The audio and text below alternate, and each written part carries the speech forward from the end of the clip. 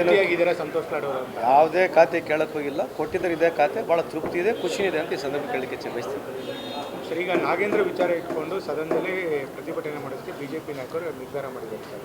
ಅಂದರೆ ಯಾವುದೇ ಕಾರಣ ಇಲ್ಲಿ ತನಕ ಅವರು ಪ್ರತಿಭಟನೆ ಇದು ರಾಜೀನಾಮೆ ಕೊಡಲ್ವೋ ಅಲ್ಲಿ ತನಕ ಅಧಿವೇಶನ ನಡೆಯಕ್ಕೆ ಬಿಡಲ್ಲ ಅಂತಿದ್ದಾರೆ. ಕೆಲವು ಪ್ರಶ್ನೆಗಳು ಅವ್ರು ಕೇಳ್ತಕ್ಕಂಥ ಅಧಿಕಾರದ ಕೇಳಿ, ಆದರೆ ನಾಗೇಂದ್ರ ವಿಷಯದಲ್ಲಿ ಯಾವಾಗ ಆ ಥರ ಅವ್ರ ಮೇಲೆ ಆರೋಪ ಬಂತು ಅವ್ರು ರಿಸೈನ್ ಮಾಡಿದ್ರು. ಅದಾದಮೇಲೆ SIT ಕಾನ್ಸ್ಟಿಟ್ಯೂಟ್ ಆಯಿತು, ಪ್ರೋಬ್ ಆಯಿತು, ಅದರಲ್ಲಿ ಅವ್ರ ಹೆಸರು ಮೇಲೆ ಎಲ್ಲಿ FIRನಲ್ಲಿ ಅವರು ಹೆಸರು ಇರಲಿಲ್ಲ. ಅದಾದಮೇಲೆ ಸೆಂಟ್ರಿಂದ ED ಬಂತು, ಆ ಕೇಸ್ ನಡೀತಾ ಇದೆ. ಬಟ್ ಆ್ಯಸ್ ಆಫ್ ನೌ ನನಗಿರ್ತಕ್ಕಂಥ ಮಾಹಿತಿ ಪ್ರಕಾರ ಸಂಪೂರ್ಣ ದುಡ್ಡು ವಾಪಸ್ ಬಂದಿದೆ.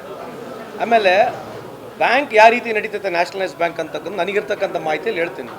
ಯೂಶ್ವಲಿ ನೀವು ಯಾವುದೇ ಒಂದು ದೊಡ್ಡ ಅಮೌಂಟ್ನ ಟ್ರಾನ್ಸ್ಫರ್ ಮಾಡಬೇಕಂದ್ರೆ ಅಷ್ಟು ಈಸಿಯಾಗಿ ಟ್ರಾನ್ಸ್ಫರ್ ಮಾಡೋಕ್ಕೆ ಬರಲ್ಲ. ಯಾವುದೇ ಒಂದು ದೊಡ್ಡ ಅಮೌಂಟ್ನ ನೀವು RTGS ಮಾಡಬೇಕಂತಂದರೆ, 1 ಕೋಟಿಗಟ್ಟಲೆ ಅಮೌಂಟ್ನ ಟ್ರಾನ್ಸ್ಫರ್ ಮಾಡಬೇಕಂದ್ರೆ ಬ್ಯಾಂಕ್ನಲ್ಲಿ ನನ್ನ ಪ್ರಕಾರ ಇರ್ತಕ್ಕಂಥ ಮಾಹಿತಿ ಪ್ರಕಾರ ಒಳಗಿರ್ತಕ್ಕಂಥ ಬ್ಯಾಂಕ್ನವರು, even assuming that if your chairman, if your assuming A minister, ನೀವು ಹೇಳಿದ್ರು ಕೂಡ ಅಷ್ಟು ಈಸಿಯಾಗಿ ಟ್ರಾನ್ಸ್ಫರ್ ಮಾಡಲ್ಲ. ಐ ಪರ್ಸನಲಿ ಫೀಲ್ ಅಲ್ಲಿ ಕೂಡ ಎನ್ಕ್ವೈರಿ ನಡೀತಾ ಇದೆ, ಅಲ್ಲಿ ಕೂಡ ಬ್ಯಾಂಕ್ ಮೇಲೆ CBI ಎನ್ಕ್ವೈರಿ ನಡೀತಾ ಇದೆ. ಅದಕ್ಕಿಂತ ಮುಂಚೆ ಮಾತಾಡೋದು ತಪ್ಪು. ಬಟ್ ಸೋಫಾರ್ ಮೇಲ್ನೋಟದಲ್ಲಿ ನಮಗಿರ್ತಕ್ಕಂಥ ಮಾಹಿತಿ ಪ್ರಕಾರ ಏನು ಚಾರ್ಜಸ್ ಇತ್ತು ಅವ್ರ ಮೇಲೆ ಸಂಪೂರ್ಣ ದುಡ್ಡು ವಾಪಸ್ ಬಂದಾಗಿದೆ. ದುಡ್ಡು ವಾಪಸ್ ಬಂದರೆ ಅವರು ಕಳ್ಳ ಅಲ್ಲ ಅಂತ ಅಲ್ಲ, ಅಗ್ರೀಡ್. ಇದು ವ್ಯಾಲಿಡ್ ಪಾಯಿಂಟು. ದುಡ್ಡು ಯಾರು ಹೆಂಗೆ ಹೋಯ್ತು, ಹೆಂಗೆ ಬಂತು. ಯೂಶಲಿ ಅವ್ರು ಏನು ಹೇಳಿದ್ರು, ಈ ದುಡ್ಡನ್ನ ಸ್ಪೆಂಡ್ ಆಗಿದೆ ಅಂತ ಹೇಳಿದ್ರು. ಅವ್ರು ಹೇಳಿರ್ತಕ್ಕಂಥ ಮಾತನ್ನು I am not trying to justify, but anyway the government will give clarification. But 100% prima facie they should be a fair chance for him to answer. Let the government answer, then let them question.